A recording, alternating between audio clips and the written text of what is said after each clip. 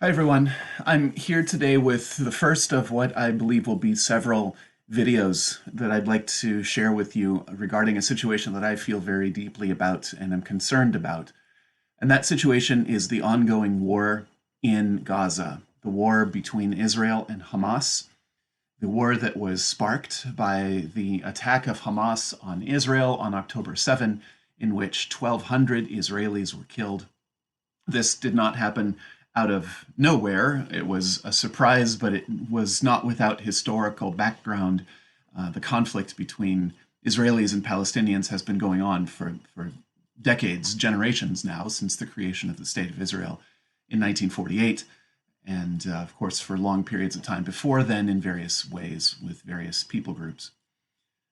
Since October 7, Israel's war against Hamas, perpetrated in the land of Gaza against impacting the people of Gaza, has seen some 22,000 Palestinians killed, many of them children, almost half of them children, and several thousand are still missing.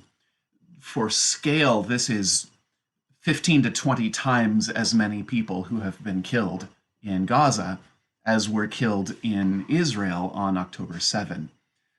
This is more than retribution. This is something more than just a war to get revenge. It is dangerous and it is not good for the people of Gaza, who are by and large not associated with Hamas and are not responsible for the attacks of October 7. There's a major issue going on here. And the reason that I'm concerned about this as an American citizen, a lifelong resident of the United States, a person who was born and raised in this country and loves the freedom that we have in this country and the way that this nation functions, for the most part.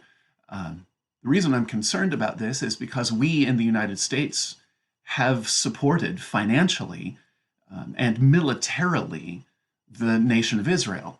For a long time. We've done this from the beginning of the nation of Israel in 1948, and even especially now, this past fall, after the war began, Israel's war against Hamas in Gaza, our nation has funneled $14.5 billion in one fell swoop to the nation of Israel in military aid to assist in this war against Hamas. We have not given $14.5 billion of humanitarian assistance to the people of Gaza, have we? We are on the side of Israel. And I don't understand why. When so many nations around the world, take any recent votes in the United Nations, when many nations around the world are calling for a ceasefire, for calling for restraint, we in the United States continue to veto those resolutions and say no. We have to condemn Hamas. We have to make sure we're condemning Hamas before we do anything else, as if that were the issue. The issue is not the condemnation of Hamas. No one is saying that we should not condemn what Hamas did on October 7. We're saying we need to stop this war in Gaza because innocent people, 22,000 people have died, most of them not affiliated at all, almost half of them children, not affiliated at all with Hamas or with this war. There is historical precedent for this, and we need to have clear vision to see what we need to see and to be able to do what we need to do as a nation. We are in January now, January 2024, and very shortly we will be coming up on Martin Luther King Jr. Day on January 18.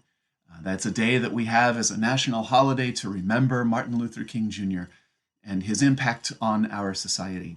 And so that day will be full of social media screenshots and captions and quotes from Dr. King's writings. I'd like to do something a little different. I'd like to apply what he said in one particular speech to what we're experiencing in this situation in Gaza right now. And I think it's fair to do this because the situations are so similar. The situation that Dr. King spoke out against that I have in mind right now is the war in Vietnam. Now, Vietnam is a very different place than Gaza. We in the United States are not actively militarily involved with troops on the ground in Gaza, where we were very much the aggressors in Vietnam back in the latter part of the 20th century, in the 1960s and 70s. We were there. We're not there now in Gaza now in the same capacity, but we're still militarily involved in this funneling of resources to Israel. On April 4, 1967, exactly 1 year to the day before Martin Luther King Jr. was assassinated in Memphis, Tennessee, he gave a speech in New York City at Riverside Church called Beyond Vietnam, A Time to Break Silence. And I encourage you, I'll leave a link here in the details of this video. I encourage you to go and listen to that speech. It's an hour long, just under an hour long, and it is very much worth your listening to. But if you don't have the time to listen, what I'd like to do with you here is pull out some snippets of this speech and read what Dr. King wrote and spoke, and then apply that to the situation in Gaza, because what he said then, 57 years ago, is just as applicable today as it was then. And it's just as difficult for us to do today as it was then. So I hope you join me on this journey. Our next video will begin walking through this speech. I'll pull out some paragraphs, read them, and then give some comments on them. But in the meantime, if you like, listen to the whole speech. We have an audio recording of it at the website that I'll link to. And let's make this Martin Luther King Jr. Day one that actually means something in terms of how we change and shift our thinking about the use of military force by the United States in various parts of the world. Thanks for watching, and I'll see you again next time.